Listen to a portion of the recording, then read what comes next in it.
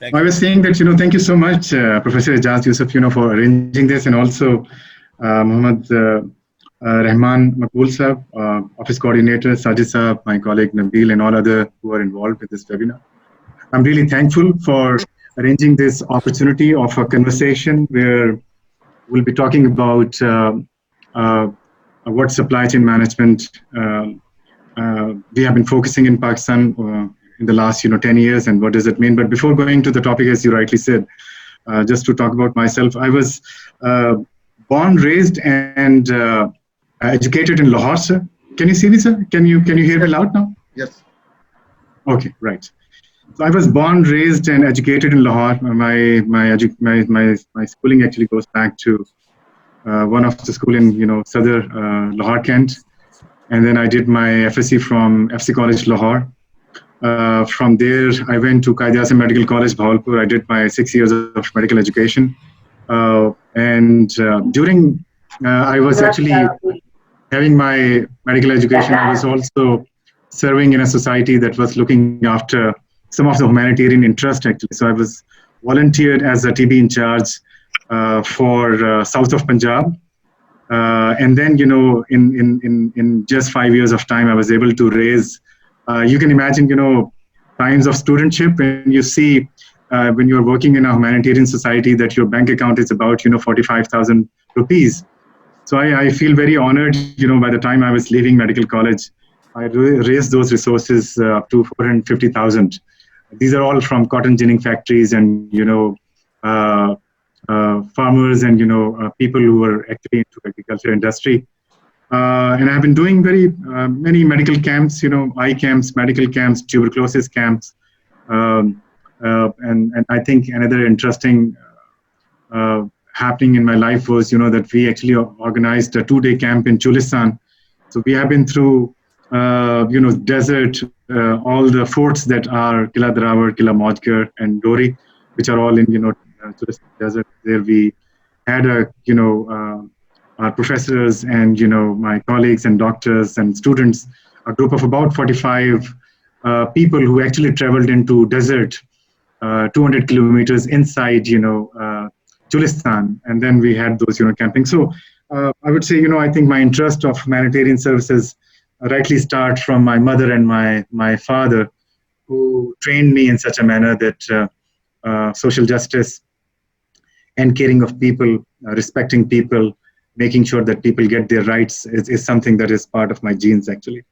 From there, I came back to Lahore, and I served at Mayo Hospital in the pediatric surgery.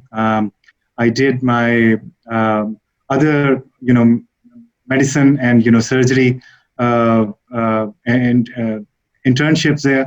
And then from there, I got into accident and trauma unit and then cardiology. So despite the fact that I'm doing public health at this point in time, but I have been through accident and trauma, medicine, surgery, and cardiology units for about 7 years of my life, actually. So that was also a good time when I thought to serve, on individual basis. And this was the time that I spoke with my mother back in 1997, and she always dreamed that I should be a doctor serving humanity. And I was a proud son to fulfill her dreams. But one day I had a good meeting with her, sitting beside her, putting my head in her lap and asking, what if I changed the scope of my life into public health, which is a larger contribution, rather than having one-to-one individual patients treatment, actually. So it took a while for her to think about it, but she was very happy to see that I have a dream that fulfills both clinical and non-clinical side. So that was a time when I decided to get into public health. I got admission into Punjab University, where I did my demography. From there, I went to Karachi and served many projects. Formalized some of the HIV/AIDS, peer education, social marketing, development of some kits, for sexually transmitted infections. And from there, I was asked to work from Islamabad. One of my colleagues at USAID was very kind, and he asked me, what is something that you would like to do? And while I was in Karachi for 3 years, and for a person who has been living his life in Lahore, it becomes very difficult to live in Karachi, honestly speaking. So from there, I went to Lahore and Islamabad, and he was USAID mission director, and he was very kind to help me get from Karachi to Islamabad, and I started working from there with Family Health International and spent my time there. And while I was working with, from Population Services International and transitioned into Family Health International, which was the first formal, I would say, project that was looking after formalization of HIV/AIDS communication, prevention, care, and support in Pakistan. I feel very proud Pakistani that I contributed to the fact of formalizing HIV/AIDS communication, peer education, especially in Pakistan, from those monies. Actually, from there I went to Washington. I always had this vein that I have to improve my education. I would like to learn from international experiences from professors and people who are into international work. So I spent almost more than a 1 year time in Washington. And that was my best academic time, I would say. I have learned a lot, especially mentioning my two professors, Steve Lloyd and Downer, and my two very good friends, Reba McIntyre and Cam McIntyre, who are still serving in many, good social justice and clinical practices for people around the world. And then I did, in the shortest period of time, you can imagine, I was doing my MPH.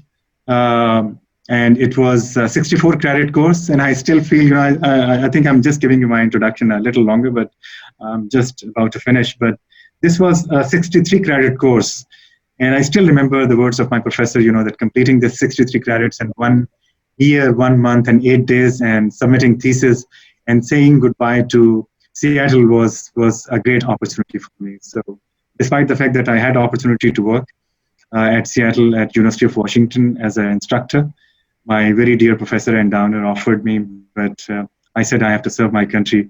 And on 8th October 2008, I came back. 2007, I came back to Pakistan. And from there, since I've been working on many national and international projects, and now I am with Chemonics. It's a very prestigious organization. Before that, I was with GSI as a U.S. government contractor. And Chemonics is also working as a U.S. government contractor in Pakistan. And I think doing a great service in terms of public health supply chain formalization of this new concept into especially public sector. So I'll stop here. My whole understanding I'm basically an activist inside, a public health activist.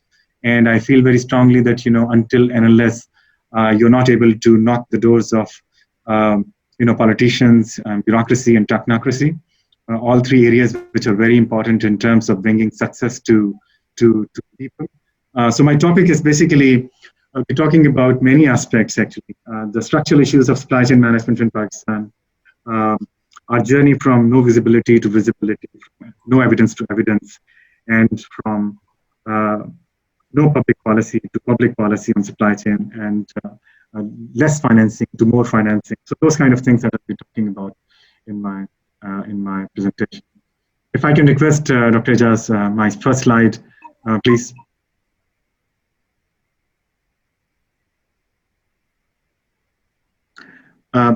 Next, please. So while, previous one, please. Yeah, previous one.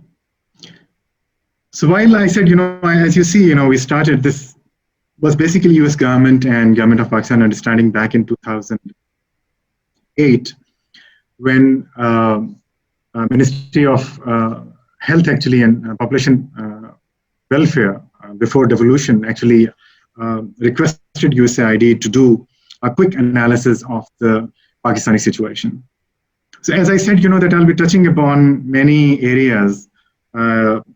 Sometimes I'll be going deep diving actually, and most of the time I'll be talking about the larger structural issues of Pakistan and how we have been successful in no realization to realization, and how the bilateral dialogue between US government and government of Pakistan actually converted into a greater opportunity of meaningfulness, support, partnership, coordination, making sure that it was a difficult subject where public sector has not been talking about supply chain management and logistics management, information systems technology, or uh, warehousing, transportation, and other areas that are good and international best practices. But these were the areas that were discussed between in 2008 actually. So based on that, there were a couple of things identified. Some of my friends have been involved from international arena as well, who actually identified that Pakistan requires, we have been using quite a lot on the manual side of things and paperwork, and the science of and arts of supply chain management, which came from defense industry and corporate sector, was not being used by the public sector, especially the health sector of Pakistan.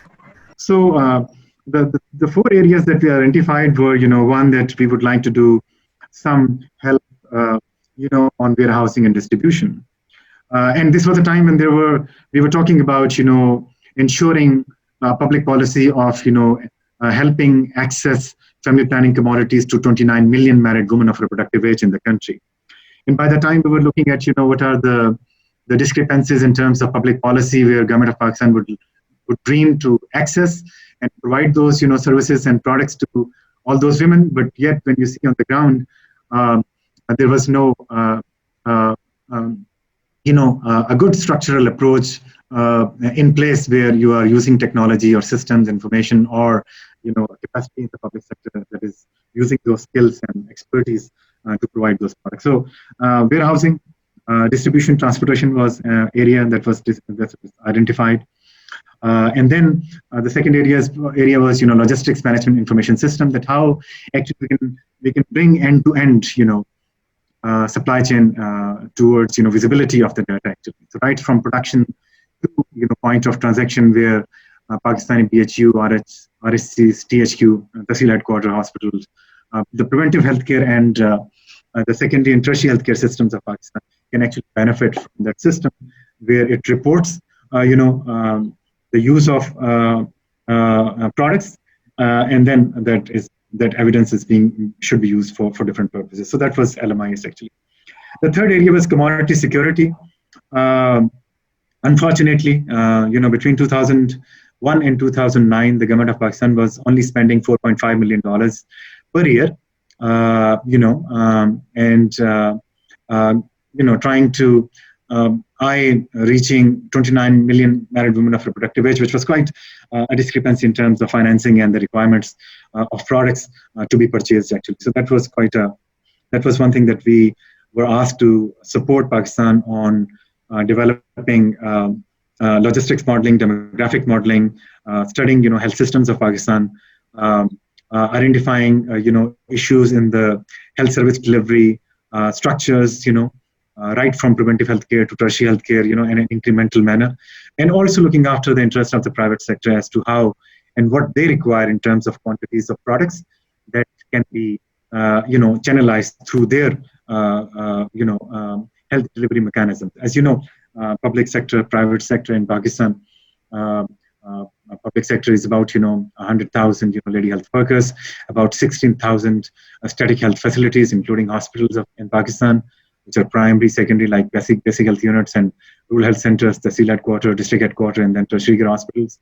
And then our dispensaries, from family health welfare centers, population welfare side, and then some of the dispensaries from the MNCH, maternal and child health program of the provincial governments, and then is the huge, your private sector.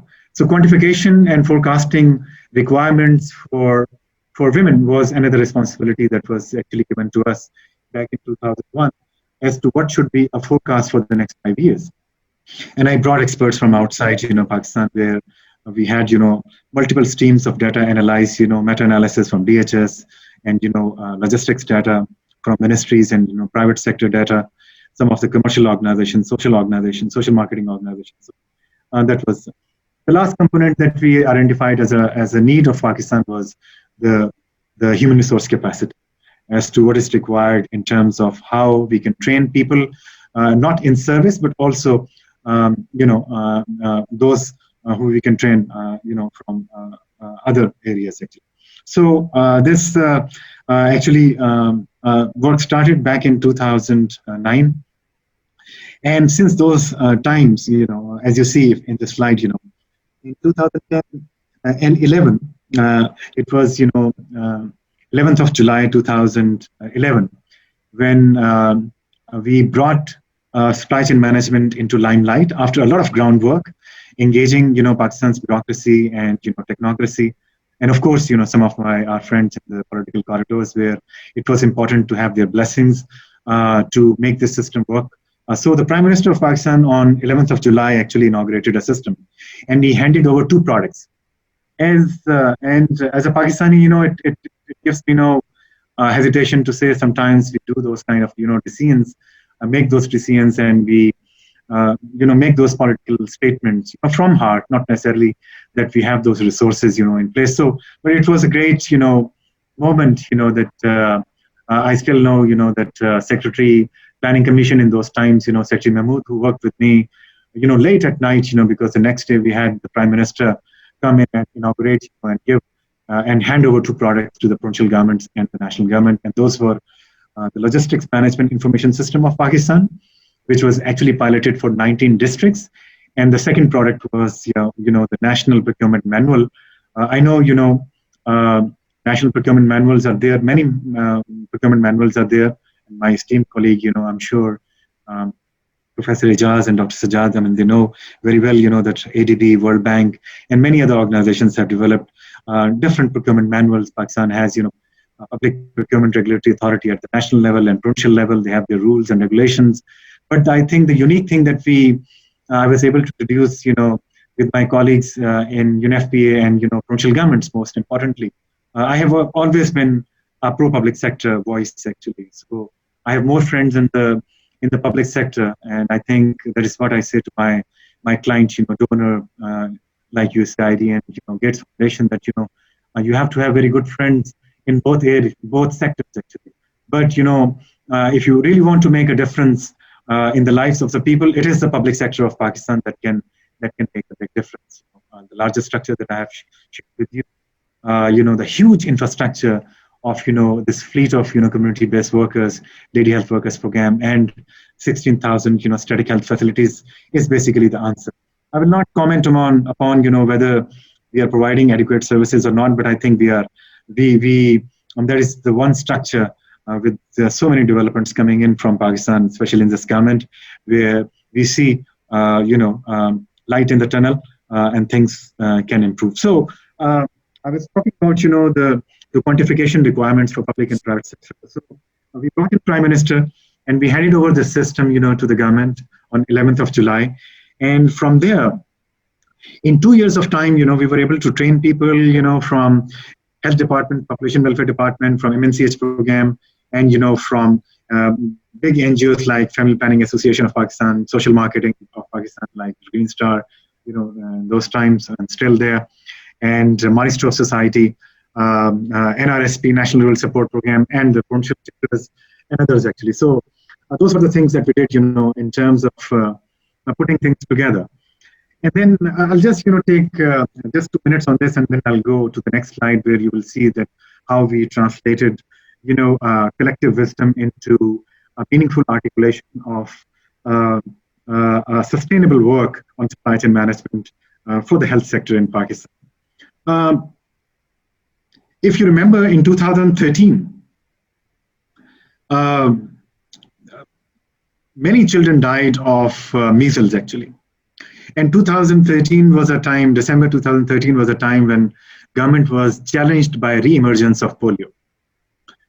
And with the successful program of family planning, the government realized that how not we apply the science and art of supply chain management, which USAID, GSI, and Chemonics are supporting. Why not we translate this into for the immunization industry actually? And I'm sure for my audience here, you will not be surprised that I'll be talking about a big country like we have a population of about 35 million children under 5 years of age.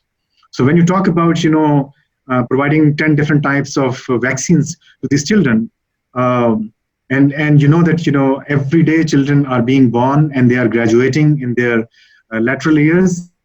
So 4 years is becoming a 5 years, and new children are coming. So you see, this is a very, dynamic supply chain. So meeting the requirements of such a, for the EPI program is quite a daunting task, actually. But I know that there was an inquiry. The chief secretaries, and the health secretaries from all provincial governments were actually putting their, heads together with the national government to see why Pakistan is failing on immunization.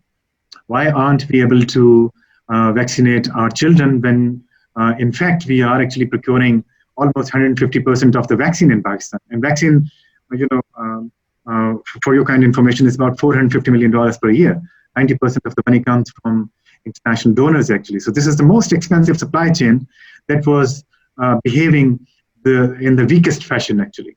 And at that point in time, when we found, the immunization coverage for those, 35 or 30 million children of Pakistan under 5 years of age was about, 50-55%, actually.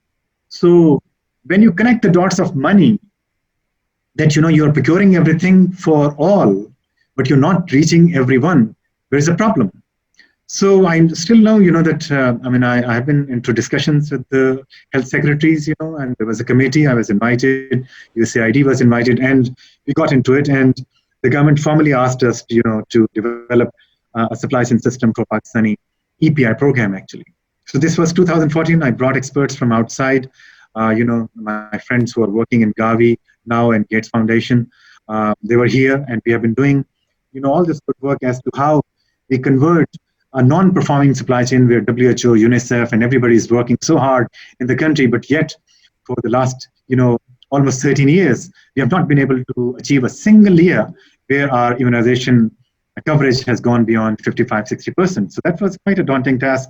And when I was given this responsibility, I spoke with USAID, and one of my very good colleague who is working now with USAID Washington, Kate Crawford, and John Ayers. I spoke with them that this is what Pakistan requires, and if we get into repairing supply chains for EPI program to protect the lives of under 5 children of Pakistan, this is the only way that we bring visibility to movement of vaccines in Pakistan, making sure that we know and we are on top of the data, and we are making those decisions based on evidence. So 2014 was a time when we were asked, we did this, and I'll talk about what does that mean, but we did this, logistics management information system for the EPI program. We call it Vaccine Logistics, LMIS.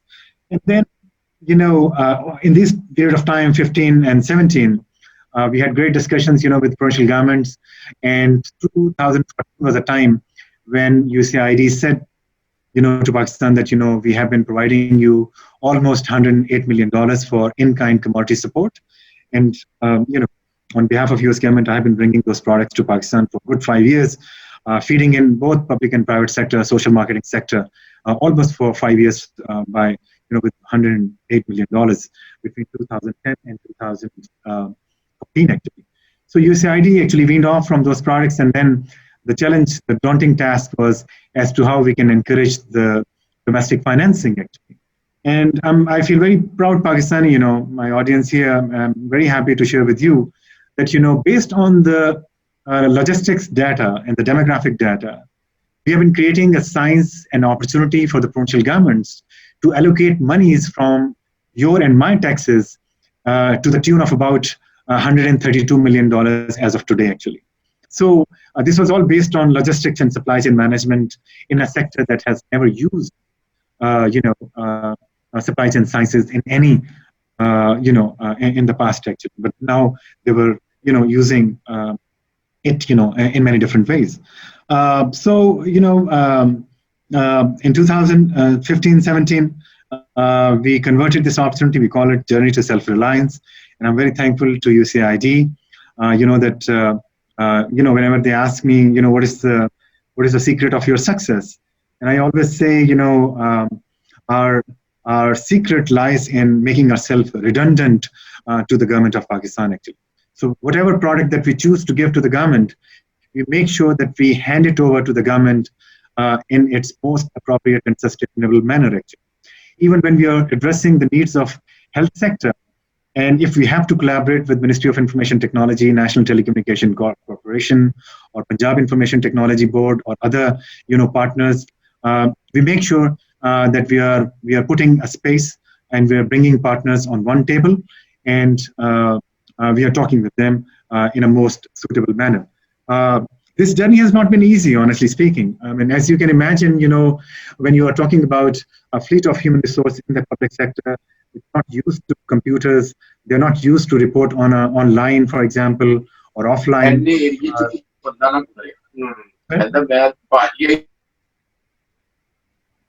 Sorry, would you like to ask some questions, sir?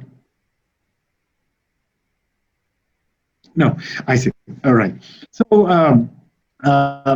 so I think, I mean, making sure, that data is being used for that purpose, and we are creating, space on the table for everyone. It created a great opportunity, actually, and it has not been easy. As I mean, partners like WHO, UNICEF, UNFPA have been working in Pakistan for almost 40 years, and we have been working with them, talking with them, shouldering with them, and now it becomes quite a meaningful, I would say, congregation, a galaxy of people who think alike on the supply chain management science, and the government of Pakistan is leading it from the front. So the secret of our success, as I said, is basically making ourselves redundant. So the system that I'm talking about, LMIS, is basically hosted. This is the only system in the health sector, and I'm saying it to you, except for those COVID systems, which are now being developed by National Information Technology Board, and some, of course, Punjab Information Technology Board. They have been doing a fabulous job. They are on the government, hosting and secure sites. The rest is all, outside, and different servers where you don't have a data security. You cannot ensure that government of Pakistan has, full command and control on the use and transparency, of use of data.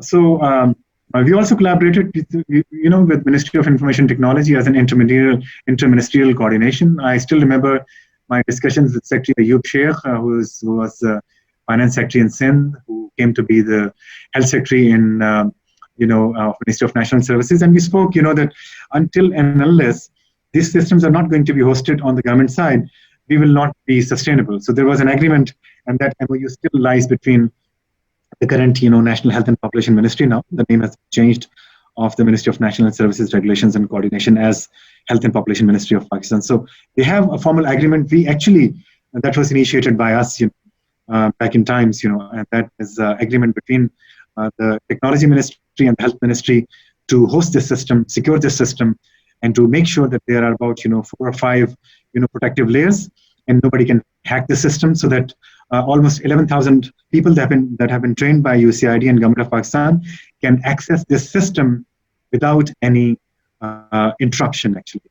And not only that interruption, that the system goes down, but there's a backup support, because it is the government architecture that looks after not only systems with the National Telecommunication Corporation, but a backup support in Lahore. So, for example, if some servers or data center goes down for some reason, the other data center picks up the data, and the LMIS is not off at any point in time. So this journey has been like that, actually, and there have been difficulties. Some of the agencies have been working as procurement agents, and it was difficult for me to address, for example, if you become a third-party agent and you have 10% or 12%, procurement charges, for example, it becomes very painful for a Pakistani like me, or for any national, actually, nationality, I would say, because you would like to spend that 10% to your populations, actually, buying more to make sure that your women and children can access and have more products rather than spending that money. So our dream was, to enable Government of Pakistan also procure independently, and when we help their capacity, not only developing procurement manuals, bringing UNFPA and other partners on the table, and transforming this role to government so that they can independently procure. so that the money is not wasted in, fee for procurement, but, for the purpose, of independence also, and also that we can buy more. So I'm very happy, Pakistani, and I'm very happy to share with you all that now the procurement is happening by all provincial governments itself. We are still not happy with that because when provincial governments actually procure, there are no economies of scale, and I'll talk about that. So in 2018, I'm very thankful to UNICEF and Gates Foundation. In 2019 and 2020, in these years, they asked us, to use the same foundation for maternal and child health systems, supply chain systems of the government of Pakistan. So when I say government of Pakistan, that becomes a huge undertaking.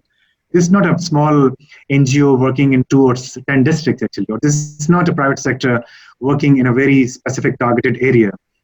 This is the system of the government of Pakistan. So that becomes quite a daunting task in terms of not enabling system, deploying them efficiently, and their usage, actually. So we have converted this opportunity to, maternal and child health.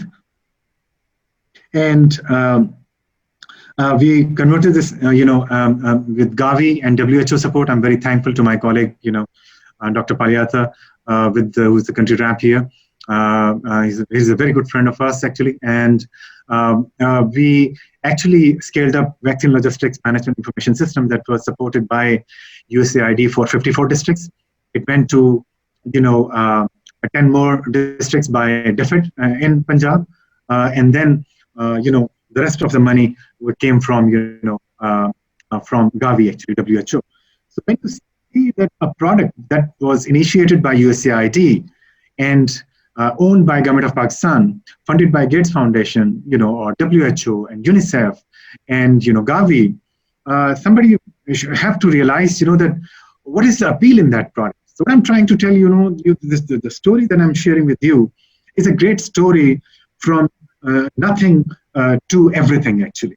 And that's how I think it is becoming increasingly, a demand. When COVID happens, we had our first patient on 26th of February.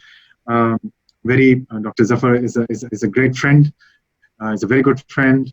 The health director, DG, is a good friend. All provincial governments.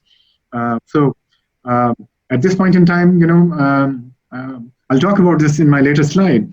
But COVID was a big threat to Pakistan, and it is still. This is still going up to the peak, where you find as to how you adequately respond to your supply chain requirements, where your personal protection equipment has to be reaching every isolation center and treatment center and quarantine center, and your health workforce, where they are able to use it on time when it is needed. It becomes quite a task, actually. And I'm very happy to share with you that, in partnership with the USAID, Government of Pakistan at national level, NDMA, National Information Technology Board, and National Institute of Health, and the provincial governments, we have come together with a system that is COVID, and I'll talk about this COVID, logistics management information system. NDMA, National Disaster Management Agency, is using that system for COVID-19. And we are also busy under US government support, to Pakistan on increasing diagnostic capacity. We are bringing in, 4 mobile, biosafety level 3 labs in Pakistan, and also 200 ventilators that has been gifted from the ambassador to the Prime Minister after his conversation with Donald Trump, as you remember. So those are things that we are doing from a supply chain perspective. So we are getting into a national security agenda. We were into national security agenda. We started with a national security agenda. And why I'm saying that, all these issues of EPI and, COVID-19 or infectious health diseases or, or family planning and all these maternal health, child health, these are all security issues. The reason is if your health is not strong and your people are not healthy, that means nationally you are weak. And it becomes quite a daunting task for a weak nation to be robust, to be technologically savvy, to be using, research and development. And so that is what our dream is. So the trilateral understanding between US government and Government of Pakistan through our assistant supply chain management is basically bringing in those, health issues and putting them into the radar of, health security, so that it becomes everybody's affair, whether these are political corridors or it is bureaucracy or technocracy of Pakistan. So next slide, please.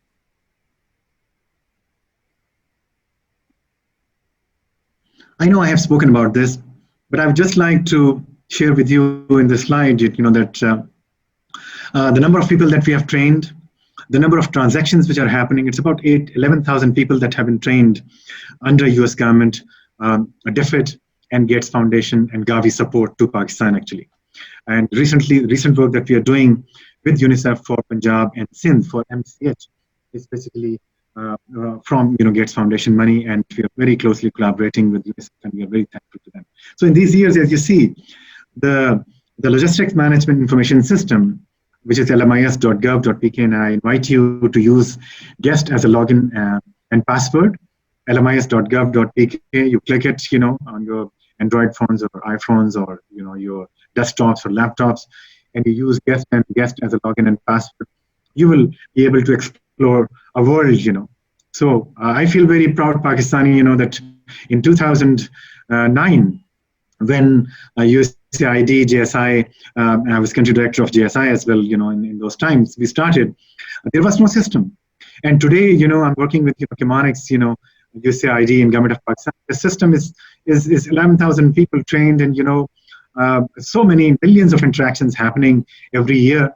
And this system has gone from manual paper to quite a state of the art system that not only Pakistan is using, rather Pakistan different health sectors would like to use, as I said, from family planning to EPI, immunization program to maternal and child health program to diarrhea, pneumonia, those kind of problems, and then infectious diseases, COVID-19, and infectious diseases or basic health services. All these are very important areas that we have been now addressing. Not only this, but I know the Gates Foundation did a third-party evaluation, and under FP 2020, there are 16 countries where they have shared Pakistan as a case study. So I feel very good, if my other international colleagues are also listening, from ISPL and other. This system is not only Pakistan. And with the health ministry here, I've been presenting Pakistan at different forums where we have been talking about, how we can barter Pakistan system with other countries so that they can take advantage of Pakistan example, so they don't have to, start. They don't have to start from scratch. Rather, they have a system that they can adapt and modify for their requirements. So the system is basically MySQL PHP based. I have a team of I have been working with a team of about more than 10 people, in Pakistan, based, seconded with health and population department, CPR programs across the country. And now I have a team of about, around 58 people who are seconded, at the national level, with the Ministry of National Services and provincial governments. We are working with on the Prime Minister's program for hepatitis C, and have recently, I have been, adding colleagues, from all 4 provinces and regional governments. They will be working on, on a supply chain that will be requiring rapid testing kits, supply chain for about 143 million people, and PCR testing that you might be hearing from COVID, polymerase chain reaction. That's a very sensitive test, for about 40 million people, and treatment of about 8 million Pakistanis who are suffering from hepatitis C. So those are the things that we are engaged with. We are engaged, in global health supply chain agenda, national health security agenda, and infectious diseases with the NIH. So those developments are also taking place. Next slide, please. Yeah, so just 2 minutes on this. So I'm very happy, and I invite you. You must, go to these 2 places.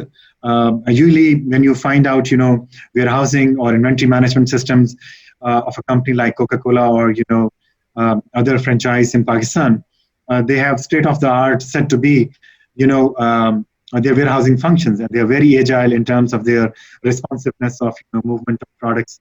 But what I'm talking about is agility and responsiveness in the public sector. So as you see before and after, so the photograph that you see on top is basically from a central warehouse in Karachi that was about 10,000 square feet in 2010 when I joined in 2009.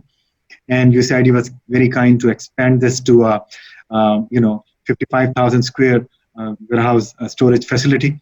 So we converted that, as an agency into a state-of-the-art, ISO certified warehouse actually, which actually can store about 18 to 29 months of products for the entire Pakistani female population of the country.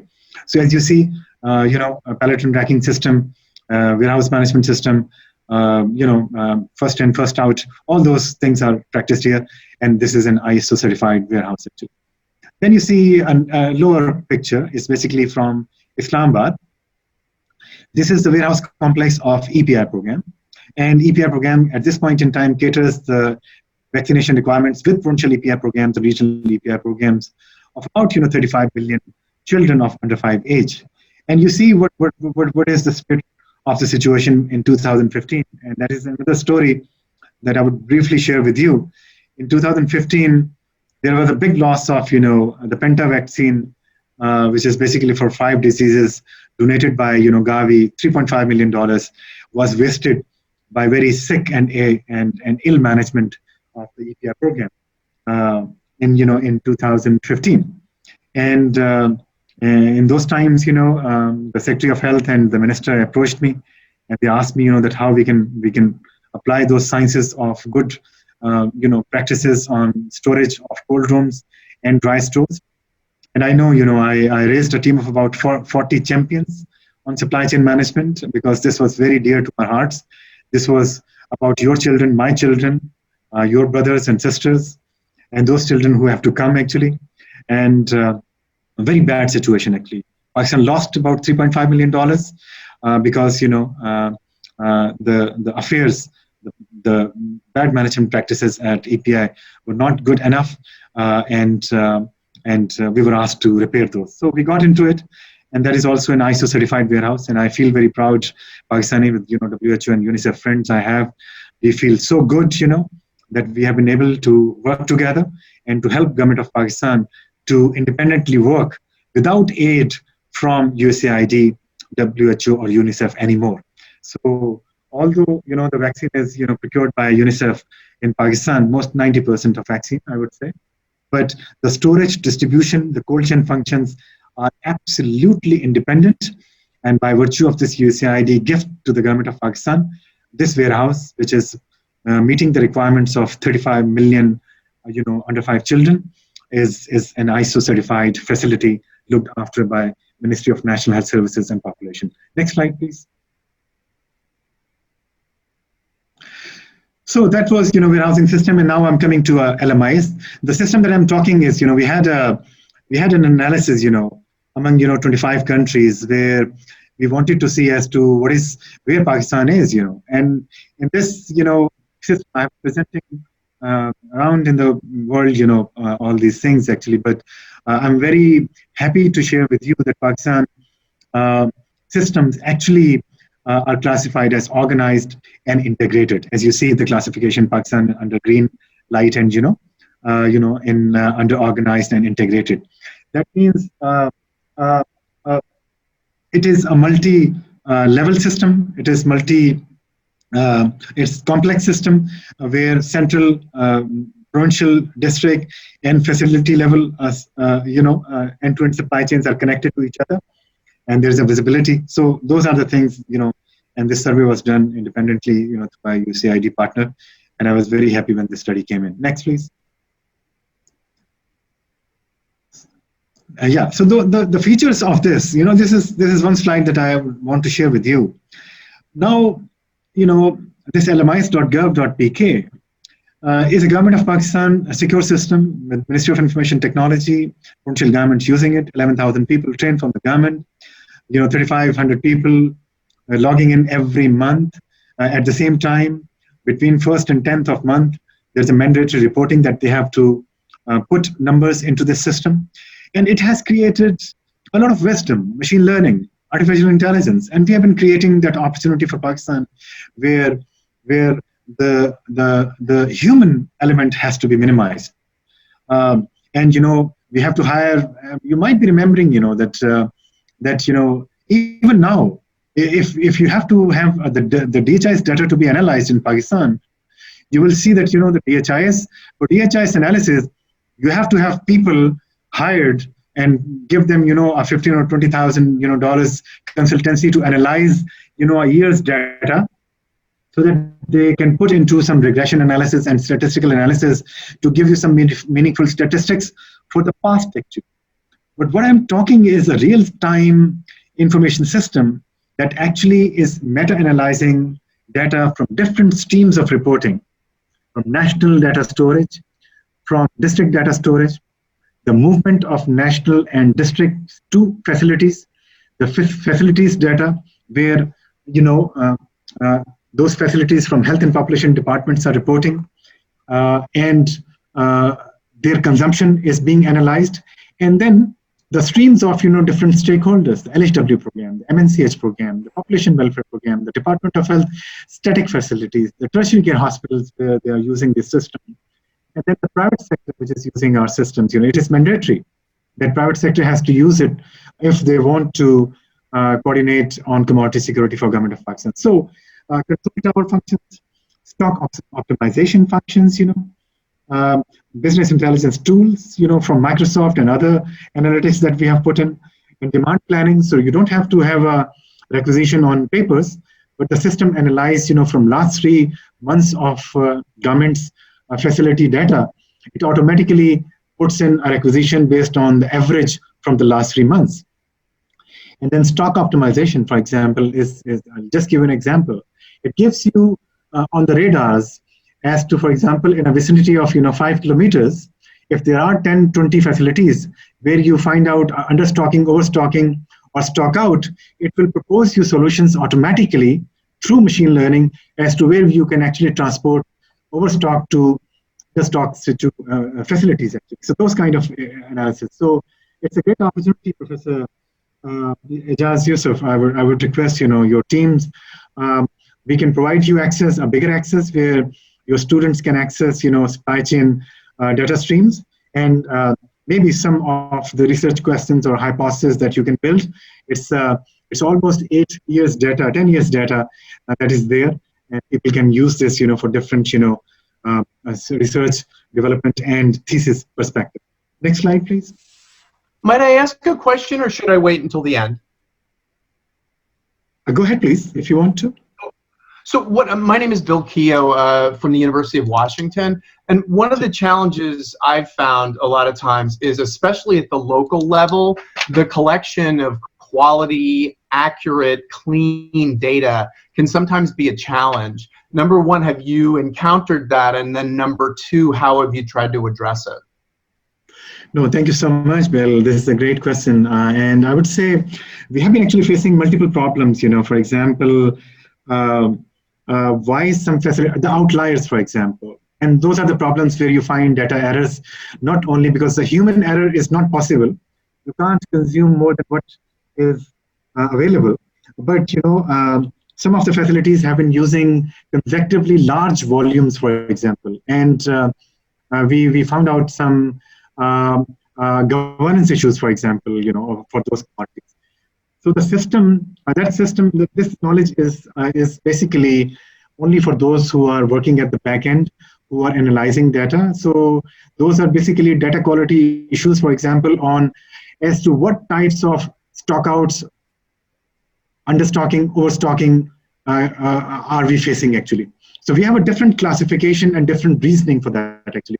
And we pick those data and we get those, into our supportive supervene, practices where we have developed a checklist. We invite government and we go with them to those, places, and we correct those kind of things actually.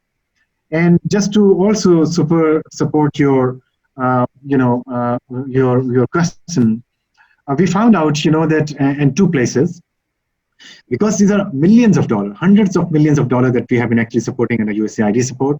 And now the government of Pakistan is spending about $132 million on just family planning supply chain. So we were watching that, we were reported, that some of the stocks were found in Sri Lanka, for example. Or some of the stocks back in 2014, we found in Iraq and Jordan borders, for example, right? And I was not aware of, what is happening, but the system is so strong that we were informed about a barcode, and the barcode we run into Pakistan LMIS to identify as to whether this barcode exists in Pakistan, are these supplies of the country or not. And based on that, we actually found out a problem. So about 350,000 injections of DMPA were found at a Sri Lankan seaport. And about 50,000 DMPA injections. This is only DMPA injections that we had a problem, actually. No other product was found at Iraq and Jordan border. And that investigation started. The government engaged FIA, the Federal Investigation Agency of Pakistan. I'm just giving you an example. I'm not, I'm kind of, creating a fear, but the transparency and governance and the good, checks and balances within the system that you can actually identify as to which batch is going where and which batch is going to how many spatial distribution of the country, and as to whether you have an erratic consumption or distribution patterns that you find. And those findings we do, and we discuss with the government, and we correct the data. So I will also say, Bill, that the principles of supply chain in a public sector environment is that, in an environment in Pakistan where you have converted from manual to automated environment, the first 3 years are basically helping government and private sector graduate from manual reporting to automated reporting. There will be many errors in the data, actually.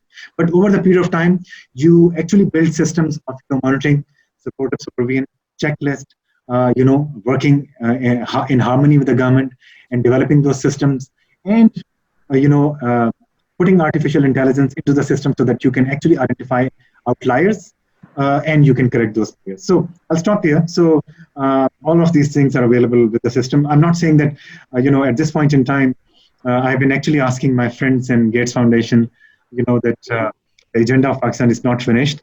The monitoring and evaluation is something that we need to institute more rigorously into the public health sector supportive supervision. Unfortunately, M&E is not even 1% of the financing that we do on commodities, unfortunately. Well, Sir, I have does that answer your question?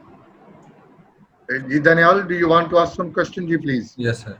Sir, I have a question on automated system. In Pakistan, sometimes big data analytics are failed due to when we are install an automated system and ignore the other conditions of Pakistan. Due to that condition, the real-time results of the automated system were failed. Because in Pakistan, the other factors are more react on the businesses, on the supply chain of the business. How we can tackle with that issues? No, thank you so much, Daniel. I think it's a $1 million question that you have asked, Daniel. And my answer is, that it's not easy.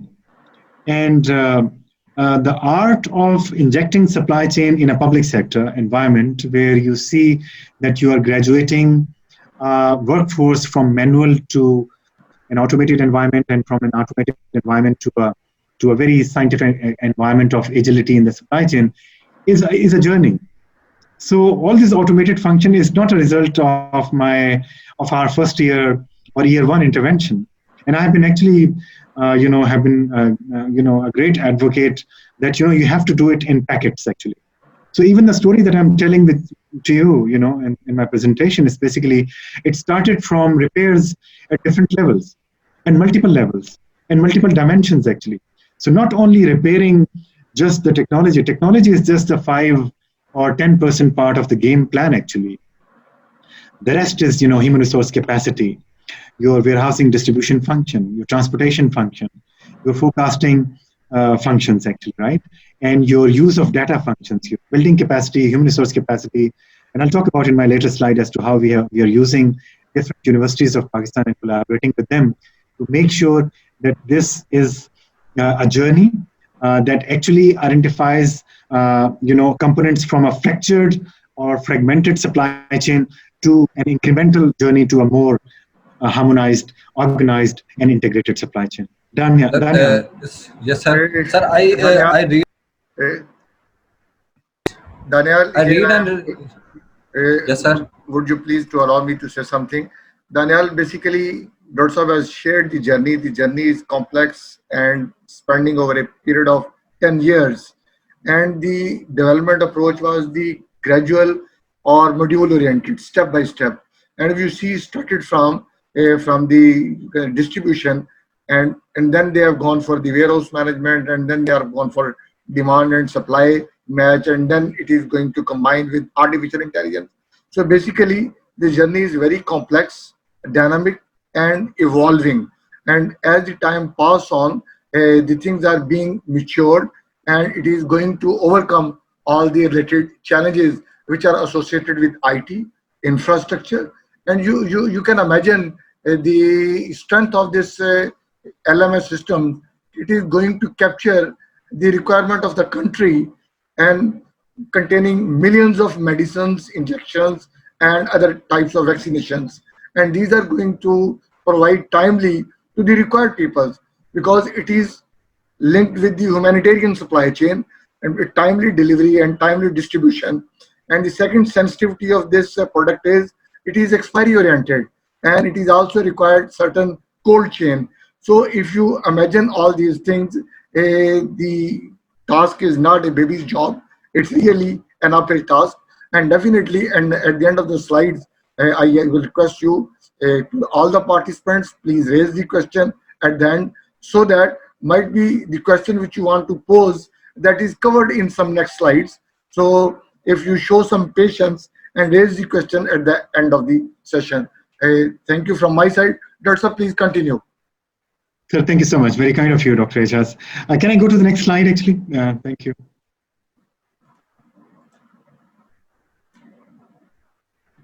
Yeah.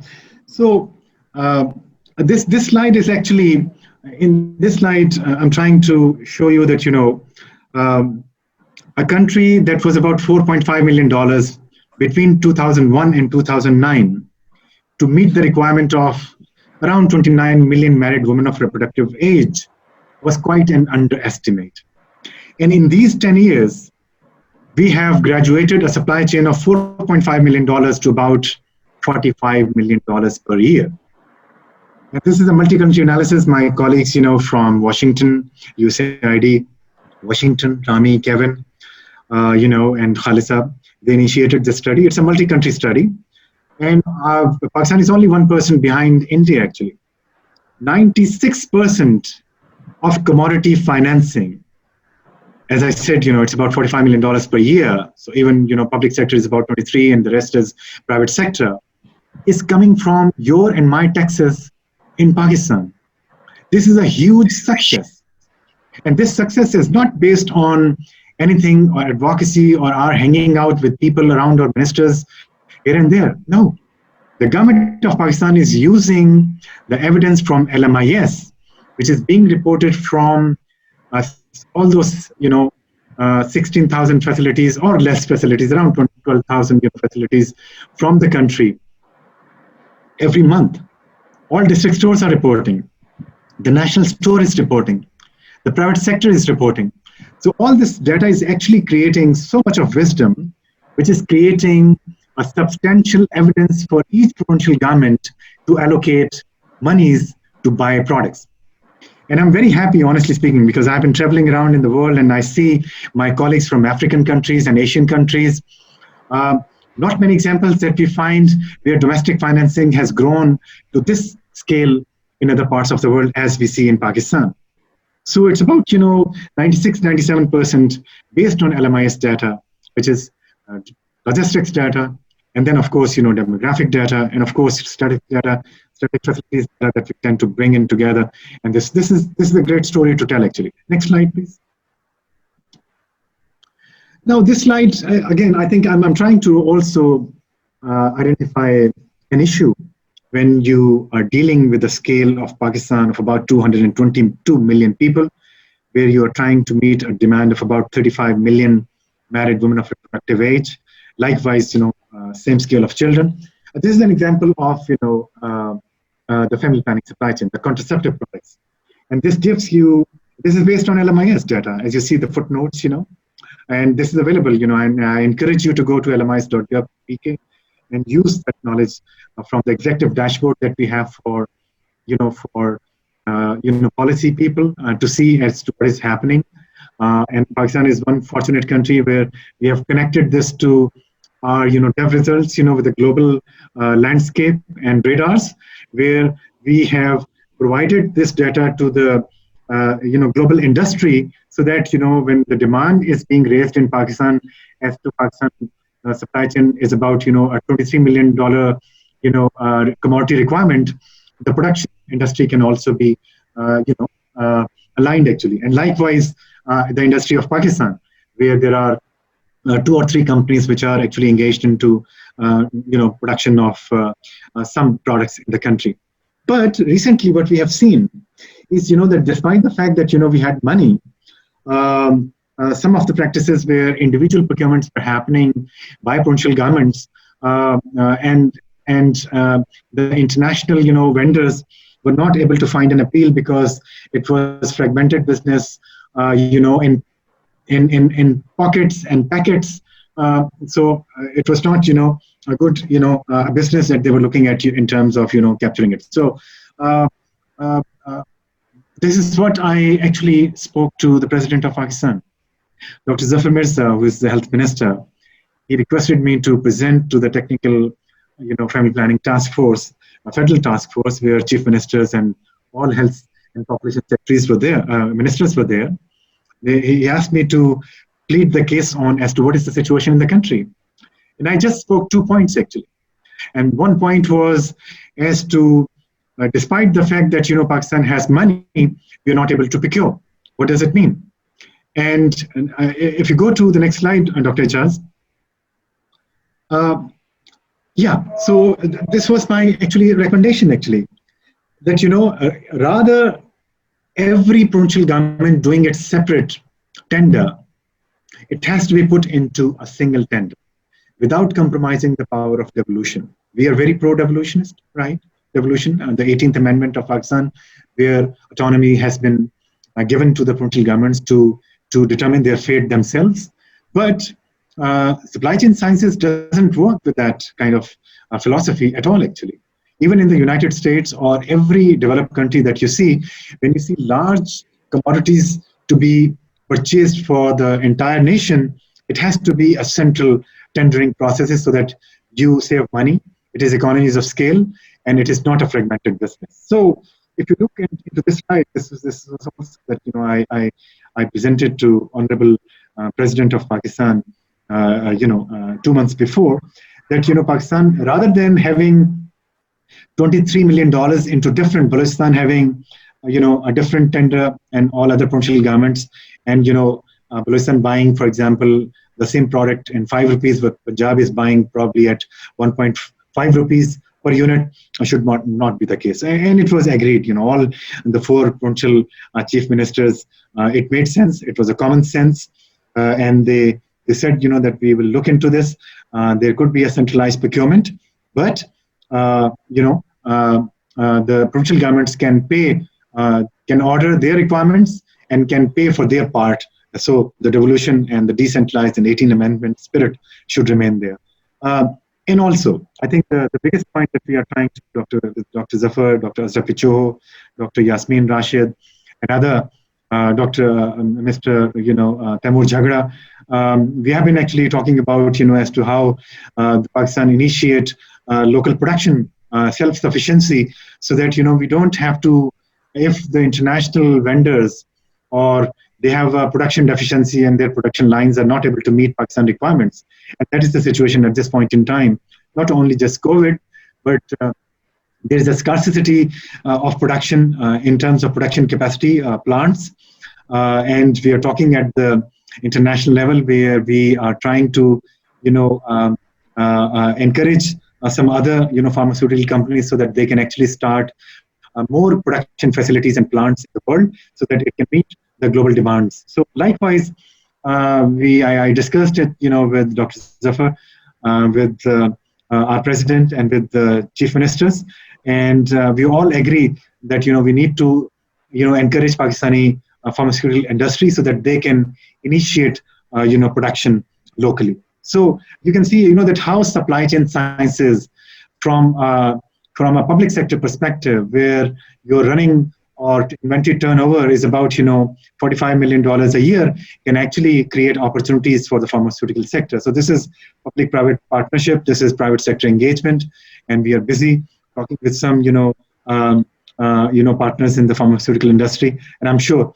unbiased Dr. Zafar Mirza and provincial governments plan to hold a meeting with all multinational and local companies so that they can look into the interest and Pakistan can start those kind of productions. So you can see, where our radar is going in terms of using the logistics and supply chain data and putting it into creating opportunities for the private sector. Next slide.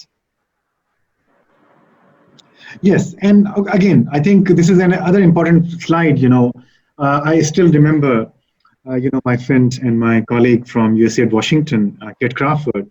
She asked me, Dr. Tariq, when you say that the performance of your project is reaching out 5 million couples in Pakistan, 5 million CYPs, it doesn't ring bells to the congressmen, right, in Washington, because they don't know what is couple year protection and what does it mean in terms of the performance of the supply chain. So can you make it easy? So I sat down with my friends actually, and we developed this unique modeling. And Pakistan actually got an award in Denmark when myself and Dr. Huma, we presented it, at the Denmark conference on contraception and reproductive health. And Pakistan was chosen as the country where this modeling was done. So this modeling I did, and I presented to the Honorable President of Pakistan that if in the next 3 years, we are not able to meet the requirements of mothers of Pakistan who can be pregnant, how many mothers and children are we going to lose? So this statistics is basically applying the sciences of supply chain management and giving it to a human angle actually. And I'm thankful to all my colleagues in Washington and my colleagues in Pakistan who do this modeling as a routine now, which brought Pakistan an award from Denmark.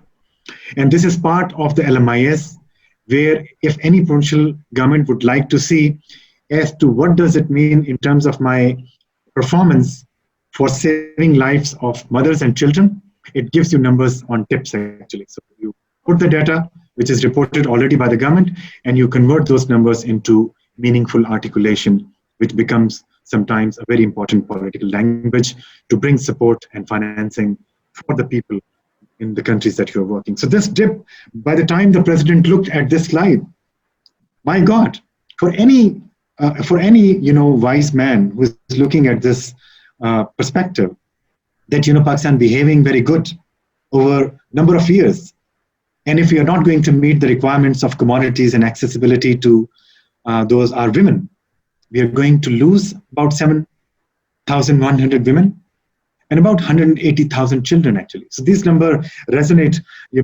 very critically when we give it, when we give a science, a political, shape or articulation. Next slide. Yes, so this is again another slide, and because we are living in COVID times, and my prayers to all those who are attending this webinar and everybody in the world, in Pakistan. It's a very difficult time that we are going through. We are facing a unique problem. That unique problem has consequential effects on the economies of the countries, global economies. Even the greatest economies of the world are challenged with, with situations where they are trying to have a difficult time in terms of their production lines. And the whole flight industry, is stands still. Only the essential cargo is working. You see, and there's so much of industries which were affected actually. So I asked, one of my colleagues, Nabil and my Amreen and, other colleagues, I asked them to do an analysis of, look at, as to how before COVID and after and during COVID, it is affecting the maternal health actually.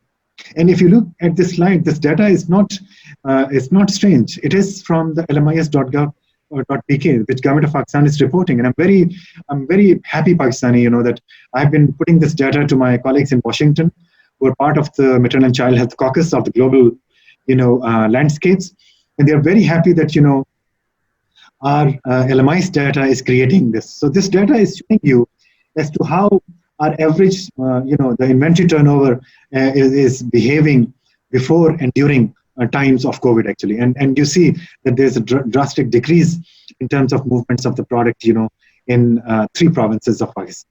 And I hope, and this was basically a combination of fear, but it was affecting on the numbers as well. So you apply as to how COVID is affecting on women's and children and men's ability to seek health services from the health sector of Pakistan. You can see in these numbers that it has gone down. People are not going there for some reasons, they have not been able to get those products. The inventory turnover has reduced because the facilities in the health sector, the public health sector, has not been offering as much as they have been doing before COVID time. So this is a clear-cut, evidence as to how you can use, your supply chain data, which is the backbone of any service delivery, whether it is a commercial sector, whether it is a public sector, or whether you are fighting a war when you have to seek and make sure that your ammunition and things are in order and in good supplies. Next slide, sir. Yes, and this is another slide. So the forecasting function, the quantification function is also there. As I shared with you that we are working with the Gates Foundation through UNICEF for Punjab and Sindh government. So this was the quantification that we did for 19 or 23 priority products. And my colleagues, and I'm very thankful to both governments, MNCH programs, the DGs, and my colleagues, secretaries, and of course, both, the health ministers as well. Dr. Azra Picho, she's a great, supporter. Of course, Dr. Yasmin Rashid, a great supporter of women. So in this slide, you will see that, if you have to fight pneumonia and diarrhea, does it mean compared with what government is, procuring, and what are the gaps actually? So we actually apply data from the demographics, and we did this forecasting and quantification based on combination of logistics data and demographic data and the, other qualitative aspects actually. So it clearly identifies, that the Punjab government requires about $36 million. The Sindh government requires about $17.5 million to meet its requirements. So supply chain is not only your numbers crunching in terms of your inventory.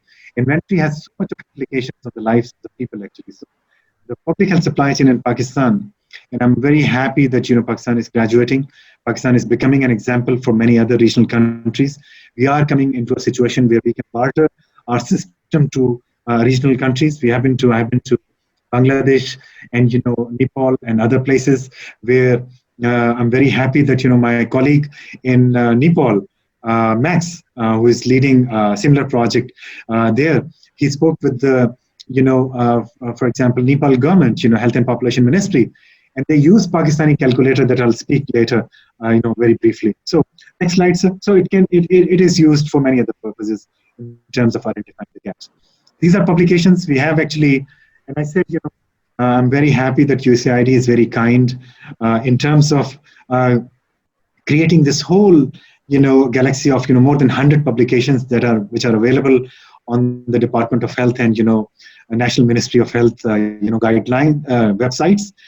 These are procurement manuals, logistics manual, LMIS manual, training manuals, trainees manual.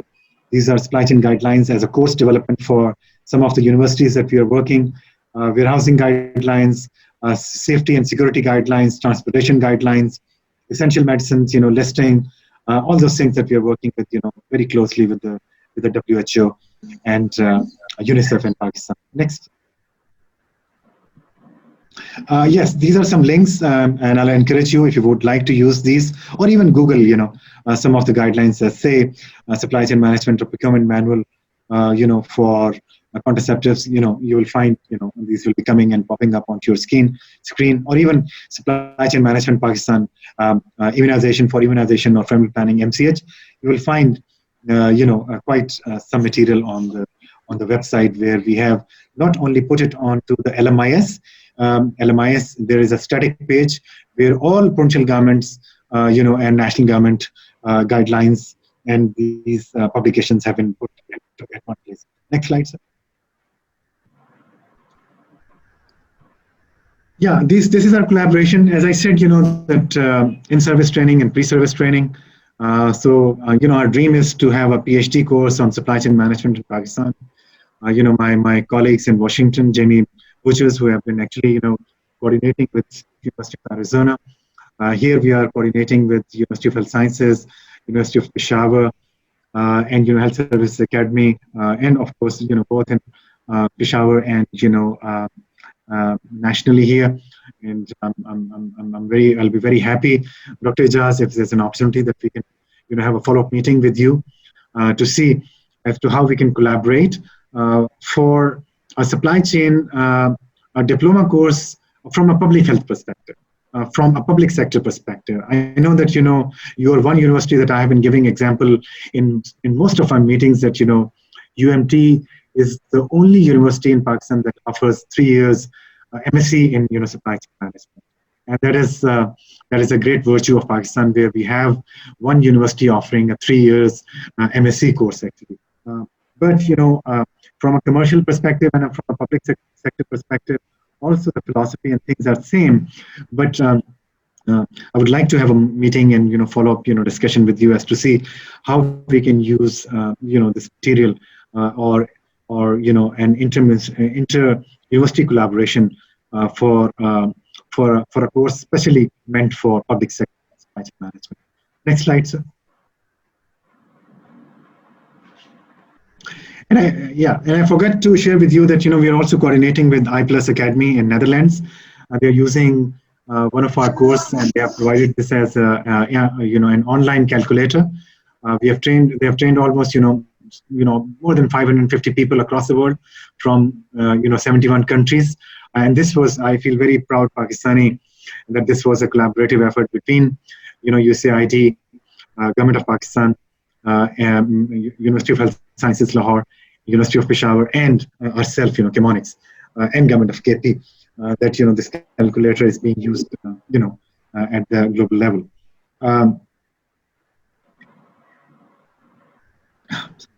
So in this slide, I'll just take a minute, that we started with nothing.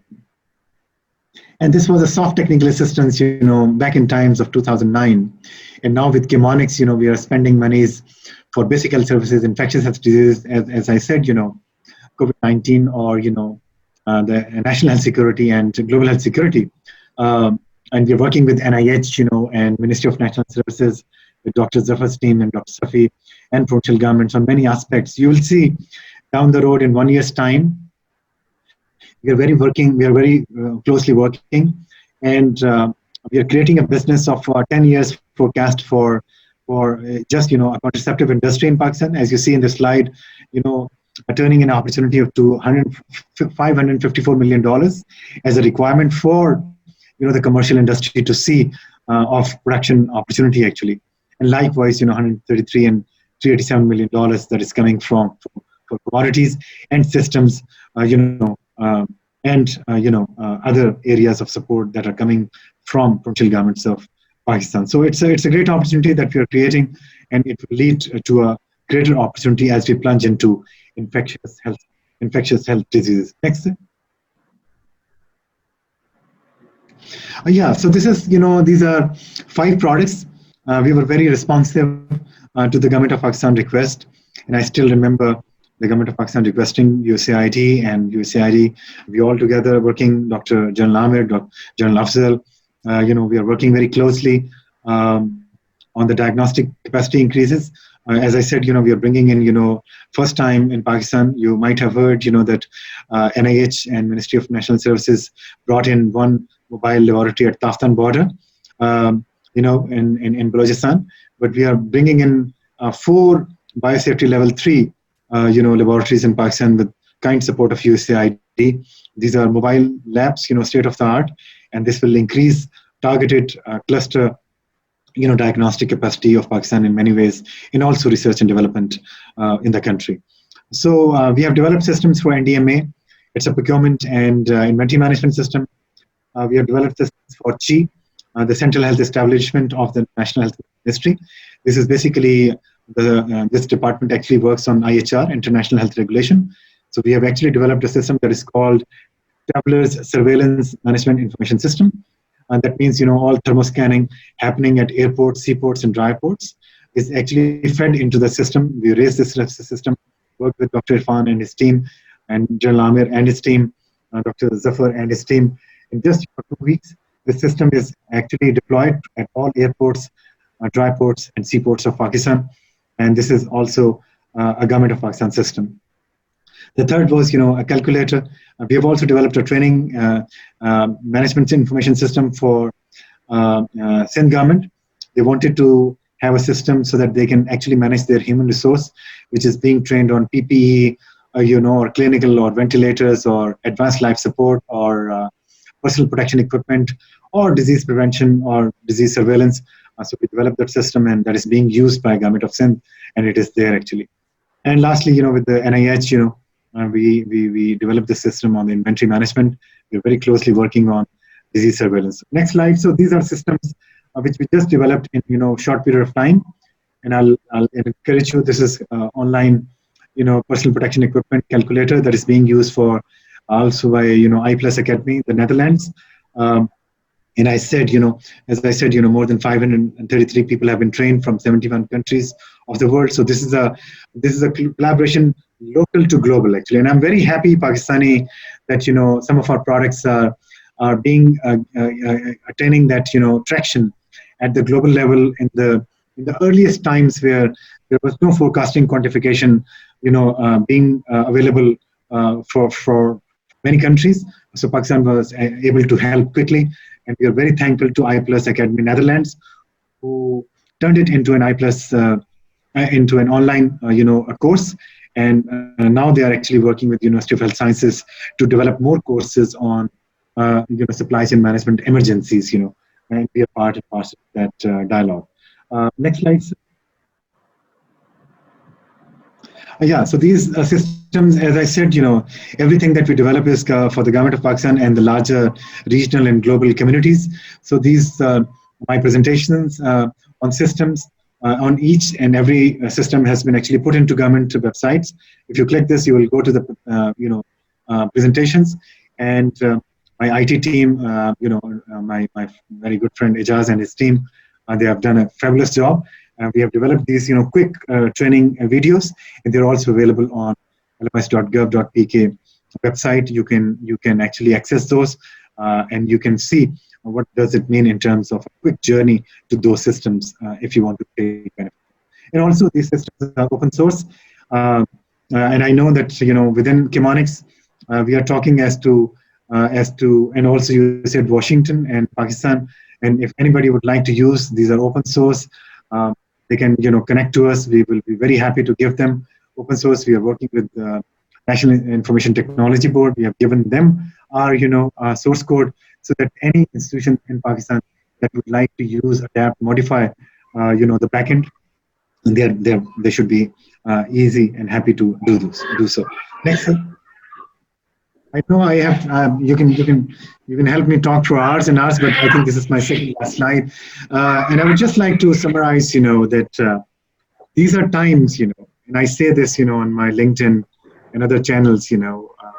Our dream is. That, and I think the challenge in the world is if we are not going to be self-sufficient on biosciences, and this will be a running race of self-sufficiency for many countries, and I'm very happy that the Prime Minister of Pakistan, National, Science and Technology, I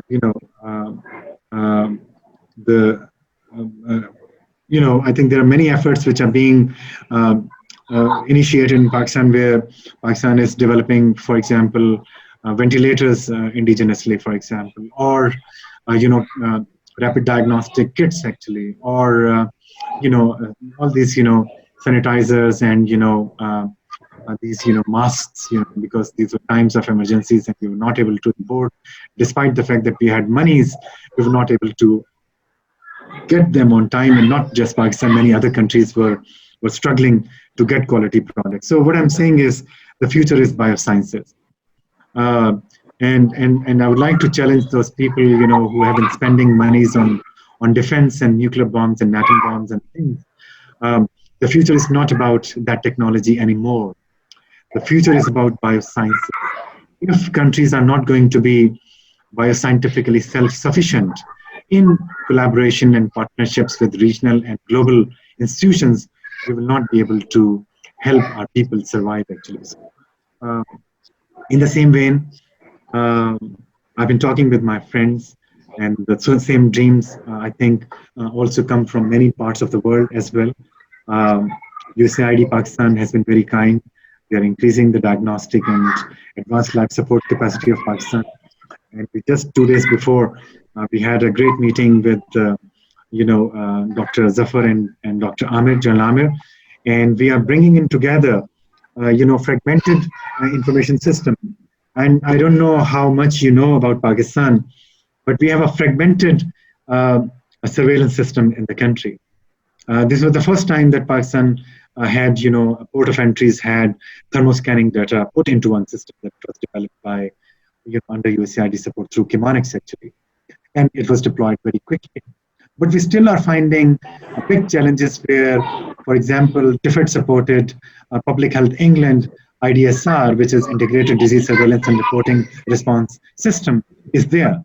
We have alert system, very, I would say, specific, mobile applications, for example. We have District Health Information System of Pakistan. We have Logistics Management Information System of Pakistan. We have Laboratory Information Management System of Pakistan, and many other systems. There are about 36 systems, operational in Pakistan. But unfortunately, they're not real time.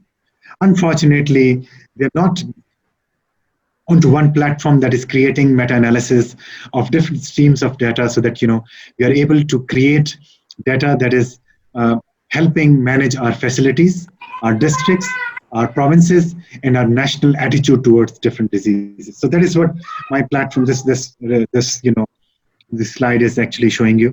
We are putting this together. We have agreed with the government. USAID has been kindly supporting this, and we will be bringing again all partners, whether this is ADB, World Bank, TIFED, USAID, and of course, Government of Pakistan leading it, from NIH and provincial governments, most importantly, and regional governments of Pakistan. We're pulling all these systems together onto one bus of technology, which can use this data at facility level, district level, provincial level, national level, analytics, machine learning, artificial intelligence, and we bring in our partners from IBM and local partners, local agencies, to make sure that we have data on one platform. Next slide, sir. This is again another dream. You might be hearing when I spoke about from our UK experience. One of our friend Pakistani is basically looking after UK national health systems of Glasgow, the Scotland. So Scotland is about 5 million people actually, and Dr. Mahmood is spending about 3.2 billion pounds to look after the health of 5 million through a system of NHS. So I have come up with an idea. The government has come up with an idea, of a Pakistan national health systems actually. So the vision is that we will be having technology intersections, interoperability for better laboratory networking, machine learning, data intelligence, decision making. We are bringing in all intelligence, fragmented information systems into a real-time information environment. Pulling all technology things together and making sure that DHIS, it is a monthly reporting, unfortunately, system. It becomes also maybe a weekly or daily reporting system, and likewise all other systems putting onto one system. So this slide is basically leading towards Pakistan national health systems, just like any community or UK or US are using in their environments. Next, please. So this is my last slide and the messages that I would like to give.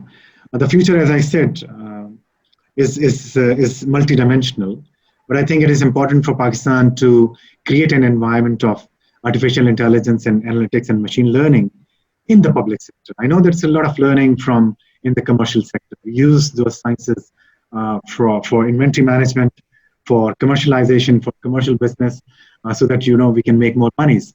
But I think this learning and this artificial intelligence has to be used for social justice, for health services, for bringing public policy accessible to the population of the country actually. So our dream is connecting public policy to people, and that can only be done through public sector state-of-the-art delivery. Pakistan is doing a good job in terms of providing now insurance to almost 8 million people. That means 8 million into 10 multiplier as a family size. That is also coming. And then also creating, just like any other developing country, we should be finding and working, and I know that government is working with CDC, US. We should be unveiling a Pakistan Center for Disease Control, a Pakistan National Health Systems. That means an integrated health reporting architecture, service surveillance, supply chain, demographics, all onto one platform actually. And then digitize all levels actually, as any commercial industry, improve supply chain structures, primary, secondary, tertiary, of course, preventive health supply chains, both in public and private sector, more accountability, more transparency for both public and private sector. I'm a very proponent of just not, people tend to say there's a lot of transparency and governance in the private sector. I tend to disagree. Yes, there will be a fragment about 20-25% that is exercising a good transparency, but I know many organizations in Pakistan who don't give access to their data for a meaningful discourse of commercialization of public health. So digitization for both public and private sector. And lastly, Pakistan digitization policy has been working. I know that we have been closely working with, for example, Ms. Tania Adras, where we were trying to see that how transportation optimization can be figured out, for NDMA, where fleet of the transportation taking those material to different facilities can be optimized with tracking and tracing facility, so that when you are able to deliver personal protection equipment, you have those automated delivery notes and bringing end-to-end supply chain. So of course supply chain sciences to other sectors like education, agriculture, energy, and there's a whole world where we need to apply the art and science of supply chain management. I would like to stop here. I know I've taken a lot in terms of the larger perspective of things to your attention. I'm very thankful for all of you being here, listening to me, and I'll be very happy to answer any questions that you may have. Thank you very much.